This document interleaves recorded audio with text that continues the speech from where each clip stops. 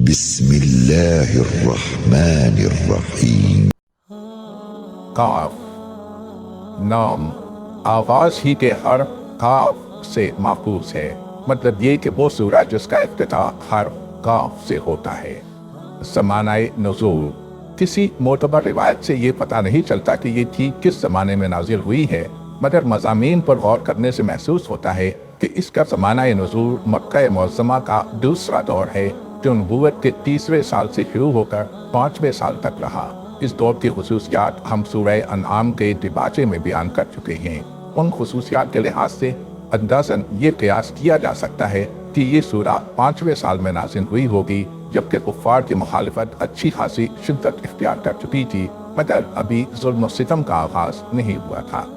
موضوع اور مباحث معتبر روایات سے معلوم ہوتا ہے کہ رسول اللہ صلی اللہ علیہ وسلم اکثر عیدین کی نمازوں میں اس سورہ کی تلاوت فرمایا کرتے تھے۔ ایک خاتون ام ہشام بن حارثہ جو حضور کی پڑوسن تھی بیان کرتی ہیں کہ مجھے سورہ کاف یاد ہی اس طرح ہوئی کہ میں جمعے کے خطبوں میں اکثر آپ کی زبان مبارک سے اس کو سنتی تھی۔ بعض اور روایات میں آیا ہے کہ فجر کی نماز میں بھی آپ بکثرت اس کو پڑھا کرتے تھے۔ اس سے یہ بات واضح ہے کہ حضور کی نگاہ میں یہ ایک بڑی اہم سورت تھی، اس لیے آپ زیادہ سے زیادہ لوگوں تک بار بار اس کے مضامین پہنچانے کا اہتمام فرماتے تھے۔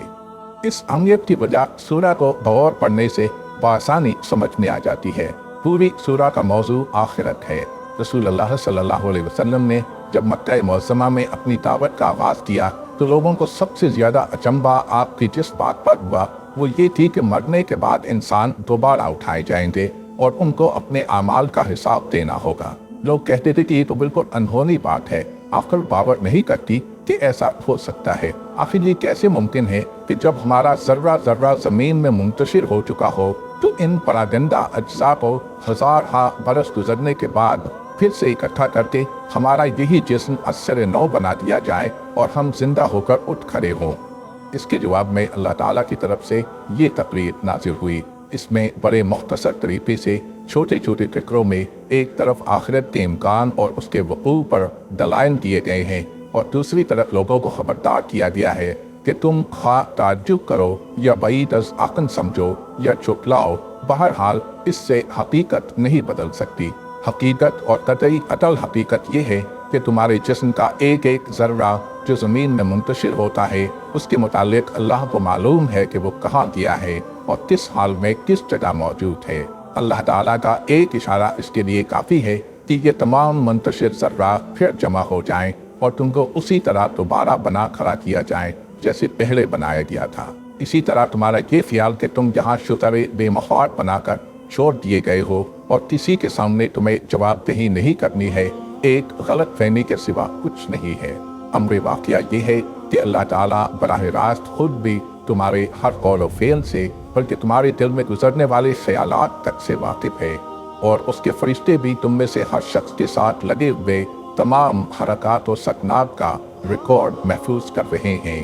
جب وقت آئے گا تو ایک پکار پر تم بالکل اسی طرح نکل کھڑے ہوگے جس طرح بارش کا ایک چھینٹا پڑتے ہی زمین سے نباتات کی کونپلیں پھوٹ نکلتی ہیں۔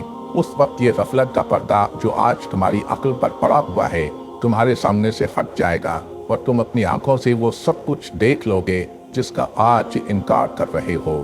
اس وقت تمہیں معلوم ہو جائے گا کہ تم دنیا میں غیر ذمہ دار نہیں تھے بلکہ ذمہ دار اور جواب دہ تھے۔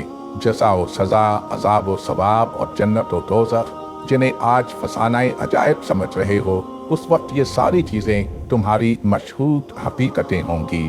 حق سے اناد کی پاداش میں اسی جہنم کے اندر پھینکے جاؤ گے جسے آج عقل سے بعید سمجھتے ہو، اور خدائے رحمان سے ڈر کر راہ راست کی طرف پلٹ آنے والے تمہاری آنکھوں کے سامنے اسی جنت میں جائیں گے جس کا ذکر سن کر آج تمہیں تعجب ہو رہا ہے۔